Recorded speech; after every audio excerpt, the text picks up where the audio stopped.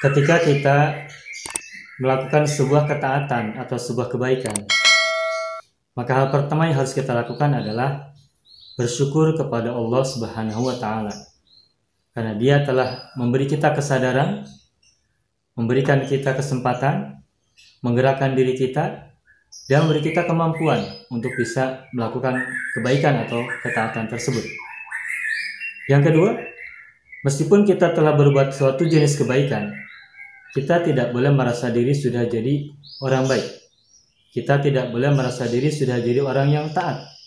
Tidak boleh merasa diri sudah jadi orang yang bertakwa, atau tidak boleh merasa diri jadi orang soleh atau suci. La tuzakku anfusakum. Janganlah kalian anggap diri kalian suci, karena tidak ada jaminan bahwa kebaikan yang sudah kita lakukan itu Allah terima. Jangankan satu jenis kebaikan, jangankan satu jenis ketaatan dan kesalehan, bahkan semua jenis ketaatan yang sudah pernah kita lakukan sepanjang hidup kita, belum tentu Allah terima. Belum tentu kita ini punya posisi di mata Allah Subhanahu wa Ta'ala, betapapun kebaikan yang sudah pernah kita lakukan banyak. Yang ketiga, meskipun kita melihat orang lain tidak berbuat kebaikan seperti yang kita lakukan, maka kita tidak boleh memandang orang lain itu buruk. Karena boleh jadi mereka tidak melakukan kebaikan yang sama dengan kita, tapi boleh jadi mereka melakukan kebaikan yang lain yang tidak kita lakukan. Atau boleh jadi mereka melakukan satu jenis keburukan yang tidak kita lakukan, tetapi sebaliknya kita melakukan keburukan lain yang tidak mereka lakukan. Ada banyak jenis kebaikan, ada banyak jenis keburukan. Ada kebaikan ritual individual, ada kebaikan sosial. Ada keburukan ritual individual, juga ada keburukan yang sifatnya sosial. Ketika kita sering rajin ke masjid, berjamaah, kita lihat orang-orang banyak yang melakukan tindakan nongkrong-nongkrong di jalan, maka kita pergi ke masjid itu adalah sebuah kebaikan. Orang-orang itu boleh jadi tidak melakukan kebaikan ritual individual seperti yang kita lakukan, tapi boleh jadi mereka melakukan kebaikan sosial yang tidak kita lakukan. Ketika ada kecelakaan di jalan raya, ketika ada peristiwa tabrakan di jalan raya ataupun di jalanan, maka siapakah orang yang pertama kali tampil memberikan pertolongan kepada korban? Bukan orang yang ada di masjid, bukan kita yang sering datang ke masjid sholat jamaah, tetapi adalah orang-orang yang ada di pinggir jalan dekat dengan kejadian. Mungkin mereka yang nolong itu tidak sedang melaksanakan kewajiban ritual individual, boleh jadi juga mereka lalai malah dengan kewajiban-kewajiban yang sifatnya ritual dan individual. Kita sering melihat orang yang mancing, baik di kolam pemancingan atau bahkan di sungai-sungai atau di sawah-sawah yang sedang banyak digenangi air, karena diduga ada banyak ikannya di sana. Nah, boleh jadi pula di antara mereka itu banyak yang melalaikan kewajiban ritual individual.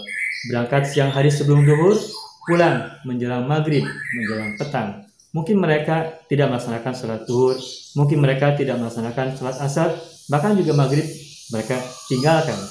Tapi boleh jadi mereka melakukan kebaikan yang lain yang juga tidak kalah berharga, bahkan berdampak sosial yang sangat berharga, luar biasa.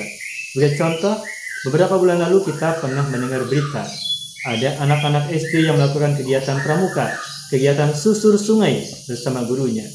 Ketika petang hari, ketika sore hari mereka menyusuri sungai, ternyata mereka terjadi kecelakaan pada mereka. Ada beberapa anak yang jadi korban, tapi ada sebagian yang terselamatkan dari hanyut dan tenggelam di sungai. Siapa yang menyelamatkan mereka? Siapa yang menolong mereka? Bukan orang-orang yang ada di masjid, bukan orang-orang yang rajin salat 5 waktu dan sebagainya, tapi penolongnya adalah orang-orang yang justru sedang mancing dekat sungai itu. Dan dalam berita kita baca, orang itu yang mancing berangkat ke tempat pemancingan sungai tadi dari jam 10 atau jam 11 dan pulang baru sore hari. Mungkin mereka tidak melaksanakan sholat zuhur dan juga sholat asar, bahkan juga mungkin sholat maghrib.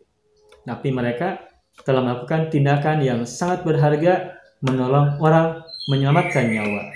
Dan kata Allah, "Wa man ahyaha fakannama ahyan nasa jami'a." Barang siapa menghidupkan satu nyawa, satu jiwa, maka seolah-olah dia menghidupi seluruh umat manusia.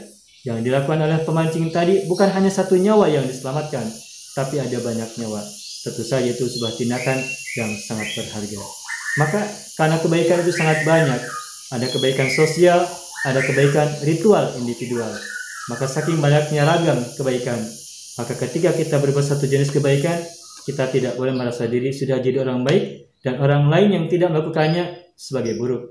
Karena boleh jadi kita baik secara ritual individual, tapi boleh jadi kita ini buruk secara sosial. Boleh jadi pula orang-orang itu buruk secara ritual dan individual, tapi mereka baik secara sosial. Siapa yang Allah terima kebaikannya, hanya Allah yang tahu dan bukan kita. Maka karena banyaknya ragam kebaikan apapun yang pernah kita lakukan, tidak membuat kita merasa diri sudah jadi orang baik, karena boleh jadi banyak kebaikan yang lain yang bermakna dan bernilai justru tidak kita lakukan.